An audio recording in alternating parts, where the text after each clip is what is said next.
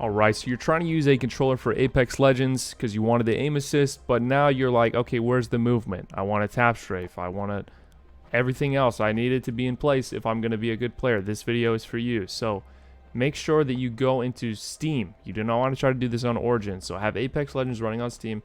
On your left-hand side at the top left, you'll see Steam. Go into Settings, Controller, General Controller Settings. Click that.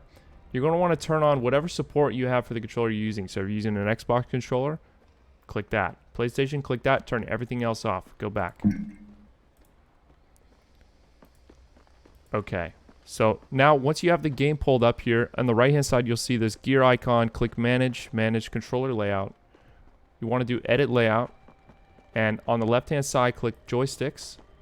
Now you'll see for L3, click Left Stick Joystick Behavior. You're going to click the drop-down for Joystick. Create a mode shift.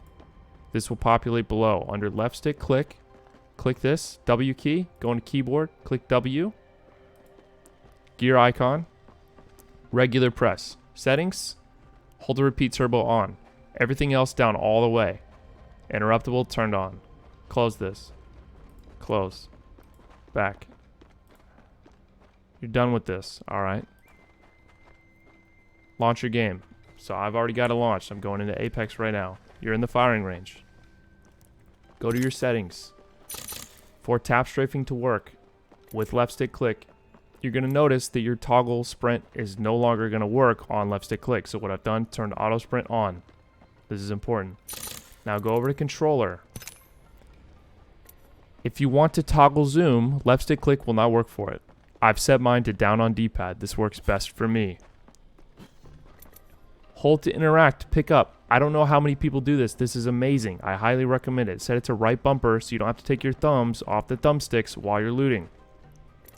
Ping, I set to square for PlayStation controller or X for Xbox.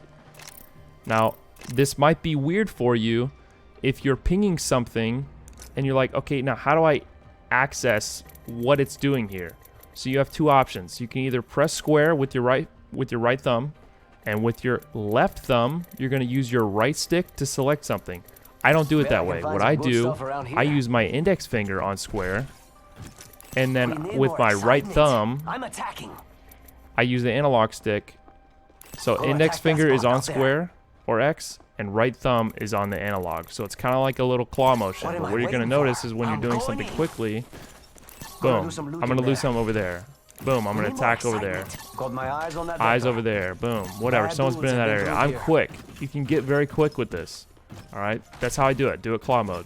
Now, if we're going to go into settings, here's what I use. I've used Gin Burden. I've used 4.4 Classic. I've used 4.3 Linear.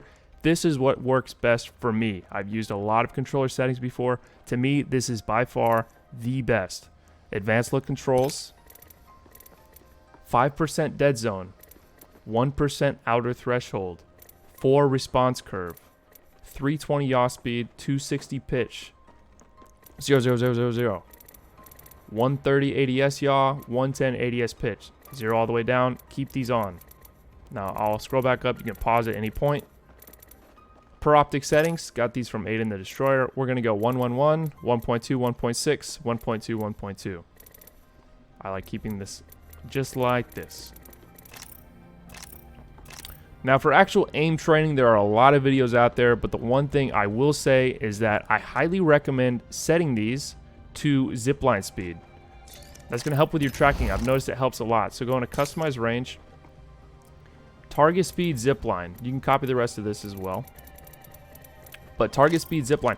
What this is going to help you with is tracking when someone's on a zipline, obviously. So you aim ahead of the target.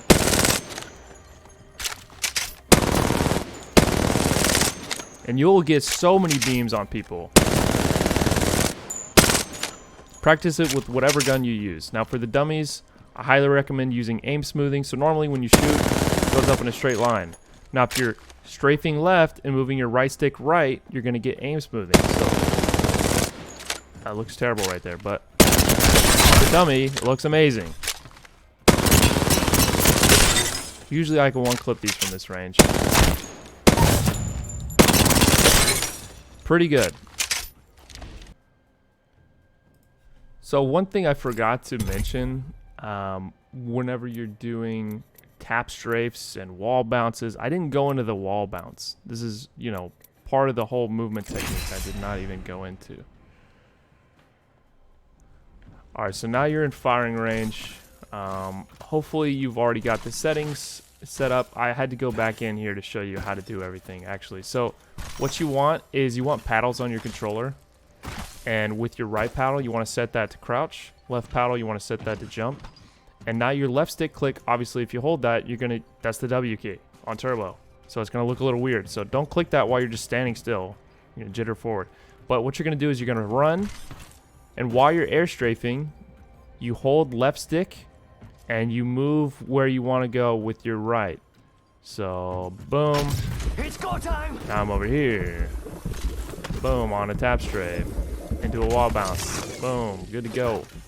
I'm on controller. This is great movement for controller. If anybody's like shooting at me, boom. I go over here. You know, it's great. So, grab your gun. Tap strafe on him with no mag and hit the one clip.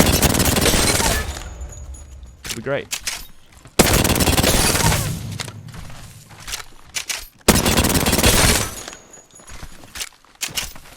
Now if you're wall bouncing on controller, what you need to do, right, is because it's a short object, you can't just do a normal run towards it and bounce off of it.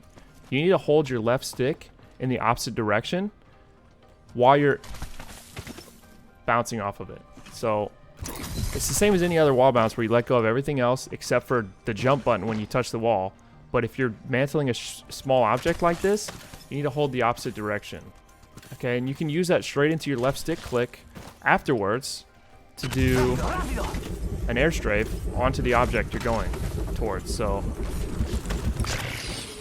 you can use this, obviously, if you know about it. It's a great way to avoid mantling walls. We could check out here. I mean, the climbing action is really slow. You're just going to get fried in the back. So obviously you want to throw a little movement in there. Bounce over the wall. So practice it both directions, right? You don't want to just be good at strafing left and bouncing over the wall this way. You want to also practice it where you strafe right and bounce over. I missed that. Faster, faster, faster. It can be smoother than this.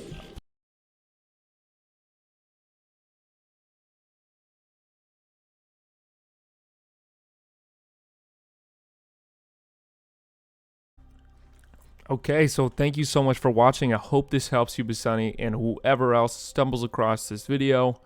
Get out there, get Apex Pred, and I will see you in ranked.